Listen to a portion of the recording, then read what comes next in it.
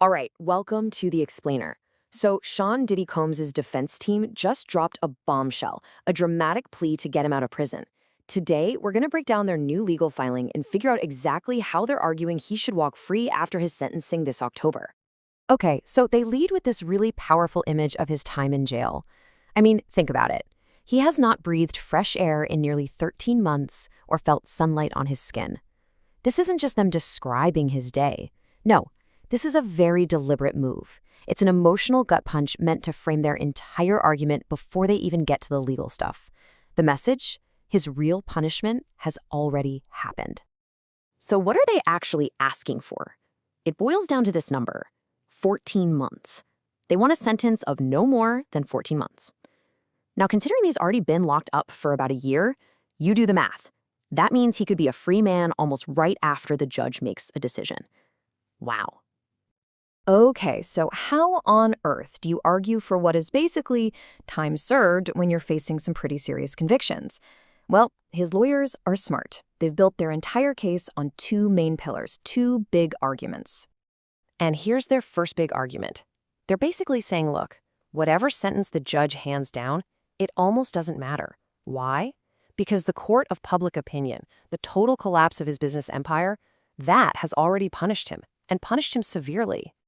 And, they're not just throwing that out there as a vague idea. Nope.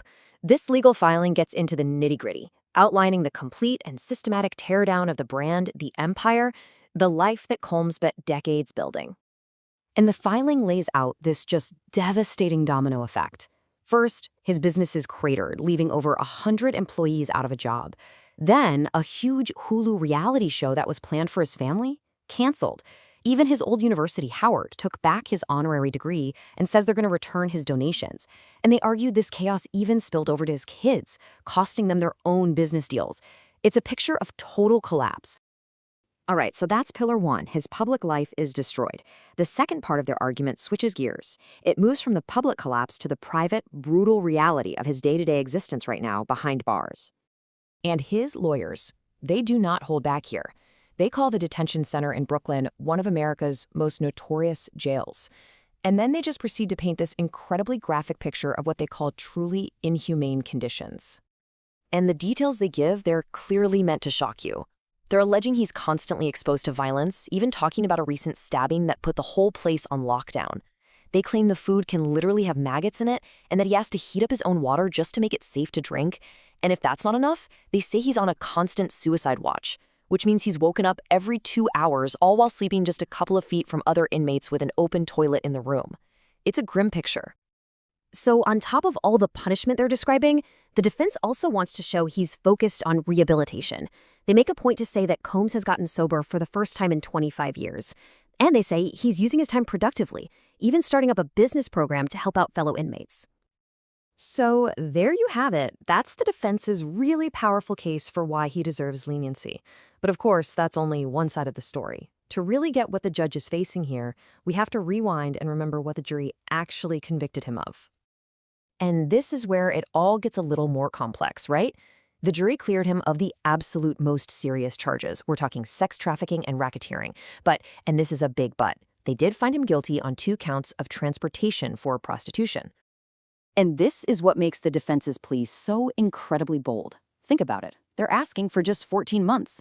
But each of those 2 guilty counts, well, each one carries a maximum sentence of 10 years in prison. So you add that up, and that's a potential 20 years on the table. And you gotta remember, this filing from the defense is just the opening move. The prosecutors are gearing up to fire back with their own counterargument. And they've already let it be known that they will be asking for a substantial prison sentence. So we're looking at a real showdown here, a direct clash with the defense's plea for him to be released. So all of this lands on the desk of one person, Judge Arun Subramanian. And what a tough decision he has to make. He has to take the jury's guilty verdict and weigh it against these claims from the defense, claims of a life that's already been destroyed and these supposedly inhumane prison conditions. At the end of the day, it really all boils down to one fundamental, complicated question. How do you even begin to measure what punishment really is?